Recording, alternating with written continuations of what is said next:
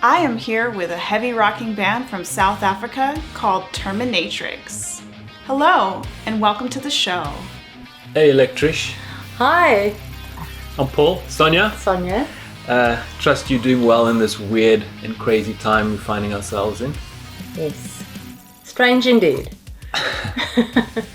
Now, I am familiar with what a dominatrix is, but can you tell me, what is a Terminatrix? Okay, the name Terminatrix, we wanted to create a name that's creates more of an image. So we wanted something that would portray darkness, a little bit of sex appeal or sexiness, and also a sense of danger. And we felt like the name Terminatrix, especially with the sort of feeling of a dominatrix and a terminator, sort of captured that whole vibe. And sort of a powerful female vocalist that conjures up interesting images. And we wanted a unique name that didn't exist. But unfortunately for us, a year later, all these Terminatrixes jumped up everywhere. From the movie Terminator 3, the female Terminator, they called it the Terminatrix. Yes. We found I think it's a fetish club in Germany or somewhere in Europe. Some manga. It's all cool references, especially the Terminator reference. But, but unfortunately now we didn't want this to clash with what we're doing, so we decided let's just change the I towards the end, make it a YX instead of an IX. Still sounds the same, and it made it even more unique. Yes. And I guess in some ways our music can be pleasurable torture for some people. Yes, definitely. Now, after 18 plus years of being in a band together, you must have so many memories and so many stories. So I'm curious, what was your most memorable experience together as a band? 18 years, it's a long time. But we enjoy doing it. And Sonia and I, we've been together for 20 years. Yes. So 18 years of our being together for 20 years, it's quite a long time. And we love doing stuff together.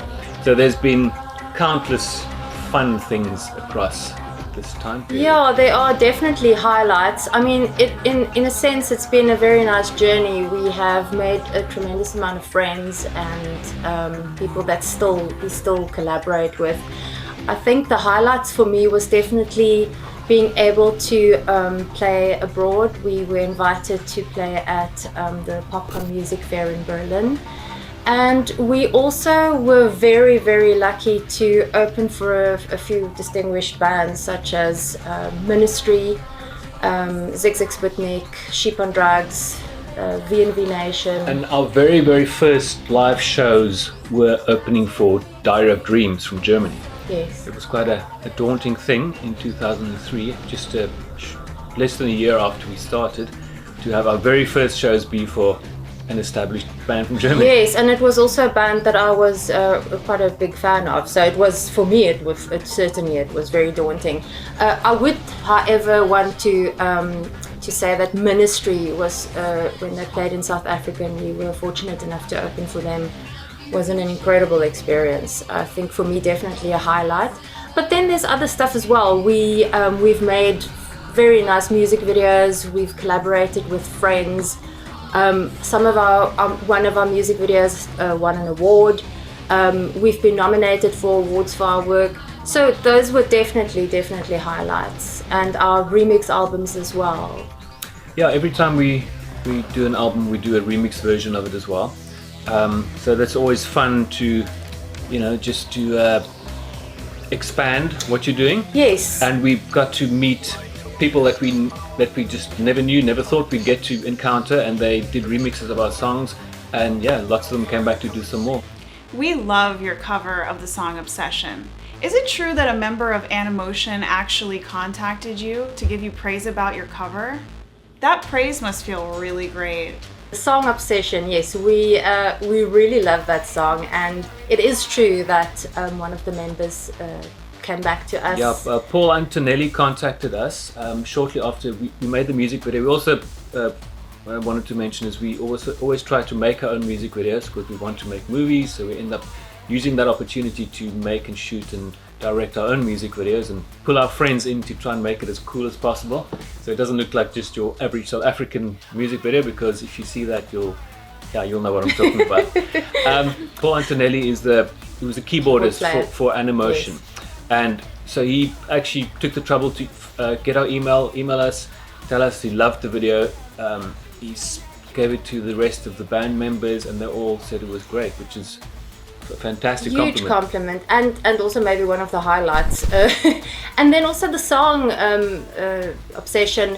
We are children of the 70s, with Gen Xers, so it's obvious that we are huge 80s fans. You grew up in the 80s, that's what you heard and remember? We wanted to do a cover for to put another track on our album at the time. The first remix album, we wanted to add some bonus tracks, so we thought let's do a cover. And which cover? Yeah, that song had such a cool synth line that it was very catchy, and I mean it was a favorite of mine, and definitely a favorite of yours as well. Yeah, kind of. I listened to heavier stuff in the 80s, but the pop music on the radio, you just couldn't escape it. So it was sort of fused into your brain, that tune. And it's a cool song regardless. And so, just for the guys to come back, if you turn this song into something a bit more rough than it was, it's a bit heavier, for them to come back and still see that you honored their song. So what does the future behold for Terminatrix? Well, for the future, hopefully there's another 18 years for us to play around with what we do, because we just do it the way it comes out. We don't have any concrete plans on exactly how to do it. But yes, I do think that the whole COVID-19 has put, I think for all musicians, has put sort of a damper, well, not a damper, but definitely a sort of... Changed the landscape. We went into sort of a holding pattern.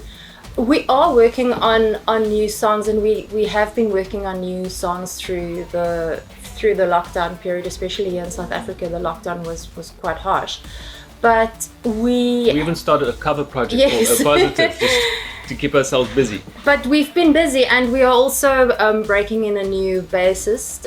Our other member left us after 10 years, and it was completely under wonderful terms, but so we are breaking in a new person, and I think that we've realized that it's good to maybe not come out with an entire album in one go, but to do release track by track, which is what we've been doing, and enjoying that. Just doing a couple of singles. We did a song called Destroy, then after that we did one called Blame.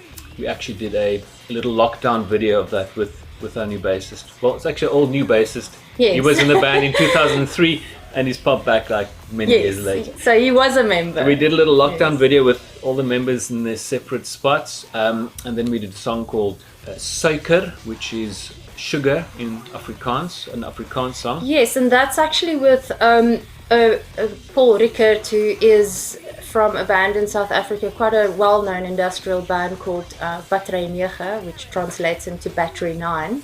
He also did a few remixes of our songs before. And we are also planning on doing quite a nice music video for Suiker, so we are looking forward to that. That's definitely on books to happen. And in the past, just because venues are limited in South Africa, and the audience for our music is also limited in South Africa, so to get a venue and a place where you can pull a good crowd is not always that easy. So for quite a few years we've been contemplating doing a nice big extreme live stream show, but then when the whole pandemic thing happened, it's now just commonplace. We wanted to do something really cool, interesting that no one's done, but now everyone does it. But we hope to try and do that before the year is out. Thank you so much to Terminatrix for being with us on Static Realms Music Hour. And now, their cover of the song Obsession.